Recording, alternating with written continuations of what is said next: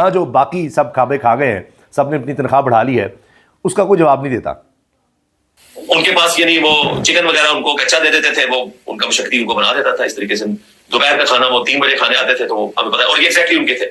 लेकिन 4 नवंबर के बाद फिर हमने उनकी आवाज नहीं सुनी।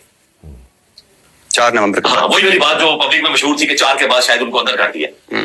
तो चूंकि 4 नवंबर के बाद उनकी आवाज़ नहीं सुनी, फिर किसी तरह से इनको पता लगा कि वजह कुछ और थी, वो ये बता रहे हैं। कुछ ना कुछ इनको पता लग जाता था, इनके लिए सहूलत थी मेरे साहब के लिए, ये बंदा बदलता है, इनसे गपशप वो लगा ही लेता था। कुछ टीवी भी देख रहा था तो मुझे भी खदशा पड़ा कि कोई ऐसी हरकत हुई है। लेकिन फिर वो वहां पे एक बंदा जो ड्यूटी पे था, मैंने उससे फिर रिक्वेस्ट की कि यार मुझे ये जरा कंफर्म करके बताओ। तो उसने कहा नहीं, वो अब दूसरी तरफ बैठते हैं क्योंकि धूप उस तरफ होती है, इसलिए वो उधर जाके बैठते हैं। अच्छा, अब इस तरफ नहीं बैठते। तो वो फिर कंफर्म हो गया, बाद में कंफर्म हो गया। वो ये जो मशहूर किया ना कि उनको जनाब बाहर नहीं निकलने देते।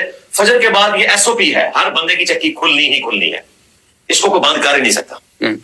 जो जेल मैनुअल है ना, उसके तहत भी खुलनी है।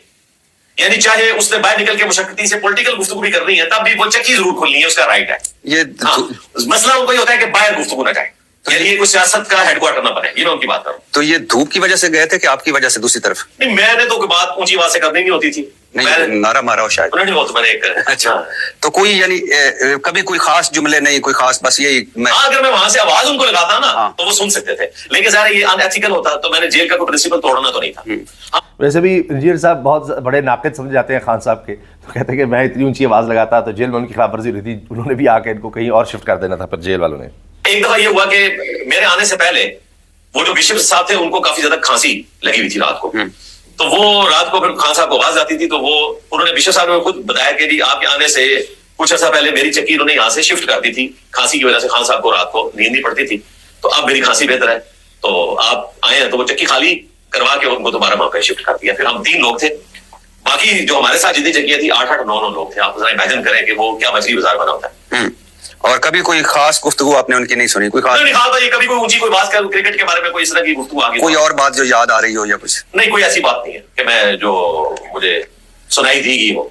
अब मैं खुद से अगर कोई स्टोरी बनाना चाहूँ तो वो बना सकता हूँ, लेकिन अल्लाह से खौफ आता है। बस मैंने इतनी ले जी, वो कह रहे हैं जितनी मैंने सुनी मैंने आपको बता दी, इससे ज़्यादा कुछ नहीं है। और अब काफ़ी अशाश बशाश इंजीनियर साहब लग रहे हैं।